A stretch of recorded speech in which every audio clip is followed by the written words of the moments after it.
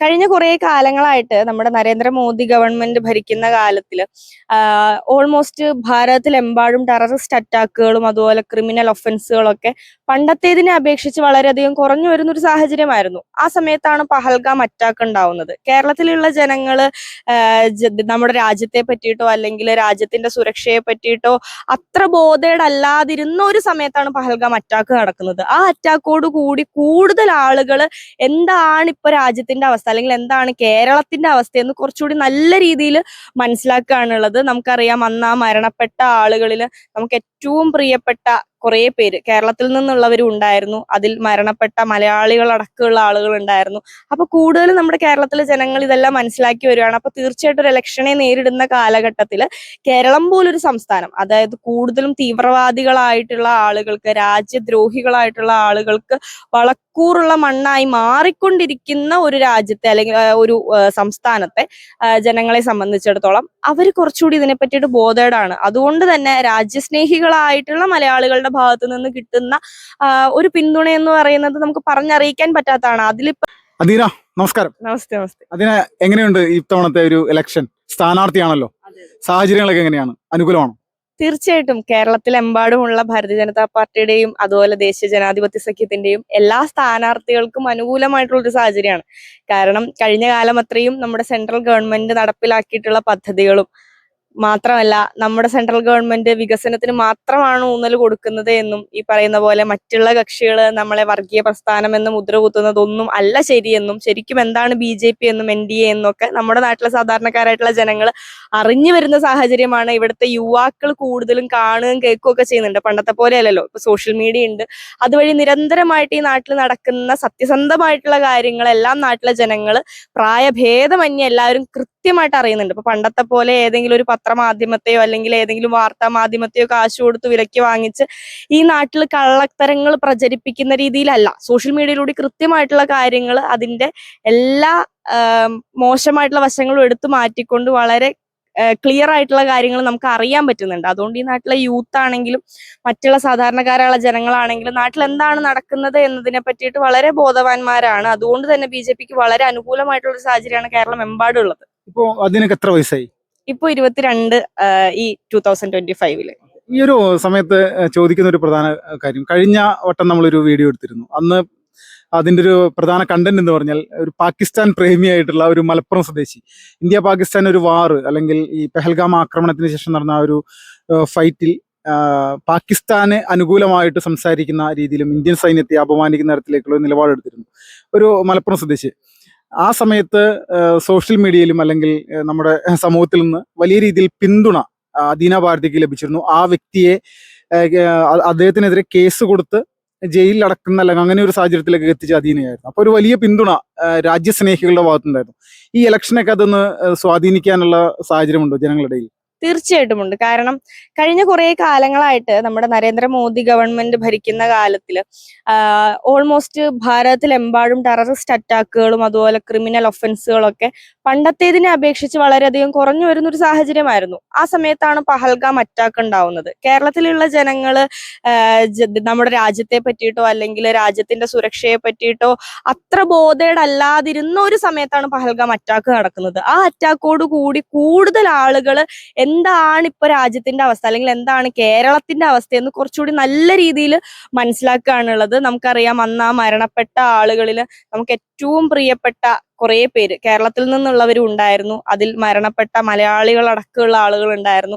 അപ്പൊ കൂടുതലും നമ്മുടെ കേരളത്തിലെ ജനങ്ങൾ ഇതെല്ലാം മനസ്സിലാക്കി വരികയാണ്. അപ്പൊ തീർച്ചയായിട്ടും ഒരു ഇലക്ഷനെ നേരിടുന്ന കാലഘട്ടത്തിൽ കേരളം പോലൊരു സംസ്ഥാനം, അതായത് കൂടുതലും തീവ്രവാദികളായിട്ടുള്ള ആളുകൾക്ക്, രാജ്യദ്രോഹികളായിട്ടുള്ള ആളുകൾക്ക് വളക്കൂറുള്ള മണ്ണായി മാറിക്കൊണ്ടിരിക്കുന്ന ഒരു രാജ്യത്തെ അല്ലെങ്കിൽ ഒരു സംസ്ഥാനത്തെ ജനങ്ങളെ സംബന്ധിച്ചിടത്തോളം അവർ കുറച്ചുകൂടി ഇതിനെ പറ്റിയിട്ട് ബോധേഡാണ്. അതുകൊണ്ട് തന്നെ രാജ്യസ്നേഹികളായിട്ടുള്ള മലയാളികളുടെ ഭാഗത്ത് നിന്ന് കിട്ടുന്ന ഒരു പിന്തുണ എന്ന് പറയുന്നത് നമുക്ക് പറഞ്ഞറിയിക്കാൻ പറ്റാത്തതാണ്. അതിലിപ്പോ രാഷ്ട്രീയമോ അല്ലെങ്കിൽ മതമോ ഒന്നും തന്നെയില്ല. ഇപ്പൊ പറഞ്ഞിട്ടുണ്ടെങ്കിൽ നമ്മൾ സത്യം പറയുന്നവരെല്ലാം സംഘികളായിക്കൊണ്ടിരിക്കുന്ന കാലഘട്ടമാണ്, അല്ലെങ്കിൽ രാജ്യത്തിന് വേണ്ടി സംസാരിക്കുന്നവരെല്ലാം ഹിന്ദുത്വവാദികൾ എന്നുള്ള മുദ്ര കുത്തിക്കൊണ്ടിരിക്കുന്ന ഒരു കാലഘട്ടമാണ്. അതിപ്പോ ക്രിസ്ത്യൻ ആയിക്കോട്ടെ, മുസ്ലിം ആയിക്കോട്ടെ, ഹിന്ദു ആയിക്കോട്ടെ, ആരാണെങ്കിലും സത്യം പറയുന്നവരും രാജ്യത്തിന് വേണ്ടി സംസാരിക്കുന്നവരുമായിട്ടുള്ളവരെല്ലാവരും സംഘികളായി മുദ്ര കുത്തപ്പെട്ടുകൊണ്ടിരിക്കുന്ന ഒരു കാലഘട്ടമാണ്. ആ കാലഘട്ടത്തിലൂടെയാണ് നമ്മൾ സഞ്ചരിച്ചുകൊണ്ടിരിക്കുന്നത്. അപ്പൊ തീർച്ചയായിട്ടും ജാതിമത രാഷ്ട്രീയ ഭേദമന്യേ രാജ്യത്തെ സ്നേഹിക്കുന്ന ആളുകളെല്ലാം BJP-യെ പിന്തുണയ്ക്കുന്ന, അല്ലെങ്കിൽ BJP-യുടെ കാൻഡിഡേറ്റ്സിനെ പിന്തുണയ്ക്കുന്ന ഒരു കാലഘട്ടത്തിലൂടെയാണ് നമ്മൾ മുന്നോട്ട് പോയിക്കൊണ്ടിരിക്കുന്നത്. ഇപ്പോ അതിനൊരു ക്രിസ്ത്യൻ കൾച്ചറിൽ ഒരു ഫാമിലിയിൽ നിന്ന് വന്ന ഒരാളാണ്. ഇപ്പോ സ്വാഭാവികമായിട്ട് BJP പോലെയുള്ള ഒരു പ്രസ്ഥാനത്തിലേക്ക് അതിസജീവമായിട്ട് കടന്നു വരാനുണ്ടായ ഒരു സാഹചര്യം എന്തായിരുന്നു? ഇത് തന്നെയാണ്. അതായത് നമ്മുടെ രാജ്യത്തിന് വേണ്ടിയിട്ട്, നമ്മുടെ രാജ്യത്തിന്റെ സുരക്ഷയ്ക്ക് വേണ്ടിയിട്ട്, നമ്മുടെ രാഷ്ട്രത്തിന് വേണ്ടിയിട്ട് അഹോരാത്രം പ്രയത്നിക്കുന്ന, അല്ലെങ്കിൽ അതുമാത്രം മുന്നിൽ ലക്ഷ്യം കണ്ടുകൊണ്ട് മുന്നോട്ട് പോകുന്ന ഒരേ ഒരു സംഘടന എന്ന് പറയുന്നത് RSS ആണെന്ന് ഞാൻ മനസ്സിലാക്കി. അതിനുശേഷം ആ RSSനോട് ചേർന്ന് നിന്ന് തന്നെ പ്രവർത്തിക്കുന്ന, ഈ രാഷ്ട്രത്തിന് വേണ്ടിയിട്ട്, അല്ലെങ്കിൽ രാഷ്ട്രത്തെ സാധാരണക്കാരായിട്ടുള്ള ജനങ്ങൾക്ക് വേണ്ടിയിട്ട് ദേശീയ ബോധം ഉയർത്തിപ്പിടിച്ചുകൊണ്ട് പ്രവർത്തിക്കുന്ന ഒരേ ഒരു രാഷ്ട്രീയ പ്രസ്ഥാനം BJP ആണെന്ന് മനസ്സിലാക്കിയത് കൊണ്ടാണ് BJP-യുടെ പ്രവർത്തനത്തിന് വേണ്ടിയിട്ട് അന്ന് മുതലേ ഇറങ്ങിയത്. ഇപ്പോ ഈ കഴിഞ്ഞ ദിവസം ഈ ആര്യ രാജേന്ദ്രൻ ഒരു വലിയ പ്രസ്താവന സോഷ്യൽ മീഡിയ മുഴുവൻ ആഘോഷിക്കുന്ന രീതിയിലേക്ക് അതിനൊക്കെതിരെ ഉണ്ടായിരുന്നു. ആര്യ രാജേന്ദ്രൻ വലിയ രീതിയിലുള്ള ഒരു നെഗറ്റീവായിട്ടുള്ള കമന്റ് ആണ് ഇട്ടത്. എന്താണ് തോന്നുന്നത് ഇങ്ങനെ ഒരു തിരുവനന്തപുരം മേയർ തന്നെ ഈ രീതിയിൽ ഇങ്ങനെ പറഞ്ഞ സമയത്ത്? അതായത് മറ്റൊന്നുമല്ല, മാനവികതയെ പറ്റി നമ്മളെ പഠിപ്പിക്കാൻ വരുന്നവരാരാണ് എന്ന് ചിന്തിക്കുന്ന സമയത്താണ് നമുക്ക് സത്യത്തിൽ അത്ഭുതവും ചിരിയൊക്കെ വരുന്നത്. അതായത് കേരളത്തിലെ തന്നെ ഏറ്റവും ആദ്യത്തെ രാഷ്ട്രീയ കൊലപാതകം നടത്തിയ പ്രസ്ഥാനമാണ് കമ്മ്യൂണിസ്റ്റ് പ്രസ്ഥാനം എന്ന് പറയുന്നത്. കേരളത്തിൽ അങ്ങോളം ഇങ്ങോളം ഏറ്റവും അധികം രാഷ്ട്രീയ കൊലപാതകങ്ങൾ നടത്തിയിട്ടുള്ള ഒരു പ്രസ്ഥാനമാണ് കമ്മ്യൂണിസ്റ്റ് പ്രസ്ഥാനം. അവരുടെ നിരന്തരമായിട്ടുള്ള ആക്രമണങ്ങളിൽ മരണമടഞ്ഞിട്ടുള്ള, അല്ലെങ്കിൽ ആക്രമിക്കപ്പെട്ടിട്ടുള്ള അനേകായിരങ്ങളായിട്ടുള്ള പ്രവർത്തകര് ഞങ്ങൾക്കുണ്ട്. ഇപ്പോ പറയുകയാണെങ്കിൽ ഇതിപ്പോ ഡിസംബർ മാസമാണ്. ഡിസംബർ 1-ാം തീയതി ജയകൃഷ്ണ മാസ്റ്ററുടെ ബലിദാന ദിനമായിരുന്നു. നമുക്കറിയാം, ലോകത്തെ തന്നെ നടുക്കിയ ഒരു കൊലപാതകമായിരുന്നു ജയകൃഷ്ണ മാസ്റ്ററുടേത്. രാഷ്ട്രീയ വൈരാഗ്യങ്ങളും രാഷ്ട്രീയ വ്യത്യാസങ്ങളും എന്ത് തന്നെ ആയിക്കോട്ടെ, 6-ാം ക്ലാസ്സിൽ പഠിക്കുന്ന അദ്ദേഹത്തിന്റെ വിദ്യാർത്ഥികളുടെ മുന്നിലിട്ട്, ആ ചെറിയ പിഞ്ചു കുഞ്ഞുങ്ങളുടെ മുന്നിലിട്ട് അവരുടെ ഒരു അധ്യാപകനെ ഇത്രയും ക്രൂരമായി വെട്ടിക്കൊല്ലാൻ മനസ്സുള്ള ആളുകളാണ് കമ്മ്യൂണിസ്റ്റുകാർ. അതിനെ സപ്പോർട്ട് ചെയ്ത ആളുകളാണ് കമ്മ്യൂണിസ്റ്റുകാർ. സ്വന്തം പാർട്ടിയിൽ നിന്ന് മാറി മറ്റൊരു പാർട്ടിയിലേക്ക് പോകുന്നു എന്ന് കണ്ടപ്പോൾ സ്വന്തം പാർട്ടിയിലുള്ള ഒരു മനുഷ്യനെ വെട്ടിക്കൊല്ലാൻ പോലും മനസ്സ് കാണിച്ച ആളുകളാണ് കമ്മ്യൂണിസ്റ്റ് പാർട്ടിയിലുള്ളവർ. അവരാണ് മാനവികതയെ പറ്റിയിട്ടും, അല്ലെങ്കിൽ മാനവികതയോടുകൂടി സംസാരിക്കണം എന്നൊക്കെ നമ്മളെ പഠിപ്പിക്കാൻ വരുന്നത്. ഇതിനോട് എതിരെ ഒരു പ്രതികരണം നടത്തിയിരുന്നില്ല? അതിനുമായിട്ട് ബന്ധപ്പെട്ട് മറ്റൊരു പ്രതികരണം നടത്തണമെന്ന് എനിക്ക് തോന്നിയിട്ടില്ല. അതുപോലെ സംഘടനയുടെ തീരുമാനവും അത് തന്നെയായിരുന്നു. ഇതിനെപ്പറ്റി നമ്മൾ ബോധേഡല്ല. ഇതുമായിട്ട് ബന്ധപ്പെട്ട് മറ്റു കാര്യങ്ങളിലൊന്നും നമ്മൾ മുന്നോട്ട് പോയിട്ടില്ല. മറ്റു പ്രസ്താവനകളൊന്നും ഇതുമായിട്ട് ബന്ധപ്പെട്ടിട്ട് നമ്മൾ കൊടുത്തിട്ടില്ല. ഇതുമായിട്ട് ബന്ധപ്പെട്ട് നമ്മൾ യാതൊരു തരത്തിലും ബോധേഡല്ല എന്നുള്ള നിലപാട് തന്നെയാണ് സംഘടന എടുത്തതും, സംസ്ഥാന അധ്യക്ഷൻ എടുത്തതും, ഞാൻ എടുത്തതും, എല്ലാവരും എടുത്തതും. ഇപ്പൊ ഈ ഒരു സമയത്ത് അദീന മത്സരിക്കുന്ന ഈ ഒരു പ്രദേശത്തെ സാധാരണക്കാരായിട്ടുള്ള ജനങ്ങളോട് എന്താണ് പറയാനുള്ളത്?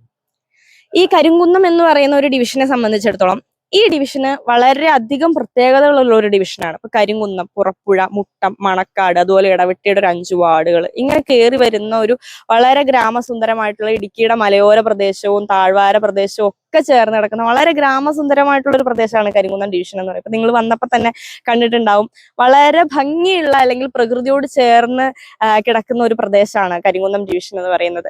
ഈ ഡിവിഷനെ സംബന്ധിച്ചിടത്തോളം പ്രകൃതിയെ സംരക്ഷിച്ചുകൊണ്ട് തന്നെ നമുക്ക് നടപ്പിലാക്കാൻ പറ്റുന്ന അനേകങ്ങളായിട്ടുള്ള വികസന പദ്ധതികളും അനേകങ്ങളായിട്ടുള്ള ടൂറിസ്റ്റ് സാധ്യതകളും ഉണ്ട്. ഇവിടെ ടൂറിസ്റ്റ് സാധ്യതകളുണ്ട്. അതിനെയെല്ലാം നമ്മൾ യൂട്ടിലൈസ് ചെയ്യുന്ന സമയത്ത് സ്വാഭാവികമായിട്ടും ഇവിടുത്തെ വ്യവസായ സാധ്യതകൾ നമുക്ക് യൂട്ടിലൈസ് ചെയ്യാൻ പറ്റും. അതുമായിട്ട് ബന്ധപ്പെട്ടിട്ടുള്ള തൊഴിലവസരങ്ങൾ ഇവിടെ കൂടും. സ്വാഭാവികമായിട്ടും മറ്റുള്ള സ്ഥലങ്ങളിൽ നിന്ന് ഇവിടേക്ക് ഒഴുകി എത്തുന്ന പണം അത് കൂടും. ഇവിടുത്തെ സാധാരണക്കാരായിട്ടുള്ള ആളുകളുടെ ഒരു സ്റ്റാൻഡേർഡ് ഓഫ് ലിവിങ് അത് കുറച്ചുകൂടി നല്ല രീതിയിൽ വർദ്ധിക്കും. അതാണ് ഞാൻ ലക്ഷ്യം വെക്കുന്നത്. ഈ ഒരു നാടിന്റെ സമഗ്രമായിട്ടുള്ള വികസനം, അല്ലെങ്കിൽ കഴിഞ്ഞ കാലം അത്രയും ഒരു വികസന മുരടിപ്പ് അനുഭവിച്ചുകൊണ്ടിരുന്ന ഒരു ഡിവിഷൻ എന്ന രീതിയിൽ ഈ ഡിവിഷനെ കണ്ടുകൊണ്ട് ഈ ഡിവിഷന് വേണ്ടിയിട്ട് എന്താണ് കൂടുതൽ ചെയ്യാൻ സാധിക്കുക. ഇപ്പൊ നേരത്തെ പറഞ്ഞതുപോലെ നമ്മുടെ കേന്ദ്ര ഗവൺമെന്റ് അനേകങ്ങളായിട്ടുള്ള പദ്ധതികളുണ്ട്. അതൊന്നും അടിത്തട്ട് വരെ എത്തുന്നില്ല, അല്ലെങ്കിൽ നമ്മുടെ സംസ്ഥാന ഗവൺമെന്റ് അത് എത്തിക്കാനായിട്ട് അതിനു വേണ്ടിയിട്ട് ഇനിഷ്യേറ്റീവ് എടുക്കുന്നില്ല. ആ ഒരു ഇനിഷ്യേറ്റീവ് കൂടി എടുത്തുകൊണ്ട് ഇവിടുത്തെ ഏറ്റവും സാധാരണക്കാരായിട്ടുള്ള ജനങ്ങൾ, നമുക്കിപ്പോൾ ഇവിടെ നോക്കിയാൽ കാണാം, ഇവിടെ ഏറ്റവും സാധാരണക്കാരായിട്ടുള്ള ജനങ്ങളുടെ വീടുകളാണുള്ളത്. വളരെ പാവപ്പെട്ട ജനങ്ങളാണുള്ളത്. അന്നന്നത്തെ ആഹാരത്തിന് വേണ്ടിയിട്ട് അന്നന്ന് പണിയെടുത്ത് കിട്ടുന്ന പൈസ കൊണ്ട് ജീവിക്കുന്ന ഏറ്റവും സാധാരണക്കാരായിട്ടുള്ള ജനങ്ങളാണുള്ളത്. അവർക്ക് നൽകാൻ സാധിക്കുന്ന എല്ലാ കേന്ദ്ര ഗവൺമെന്റ് പദ്ധതികളും ആനുകൂല്യങ്ങളും ഏറ്റവും അടിത്തട്ട് വരെ അവരിലേക്ക് എത്തിക്കുക എന്നുള്ളതാണ് ഈ ഒരു തെരഞ്ഞെടുപ്പിൽ ഞാൻ ജയിക്കുകയാണ് എന്നുണ്ടെങ്കിൽ എനിക്ക് അവർക്ക് വേണ്ടി ചെയ്യാൻ സാധിക്കുക. എല്ലാവിധ വിജയാശംസകളും അദീന.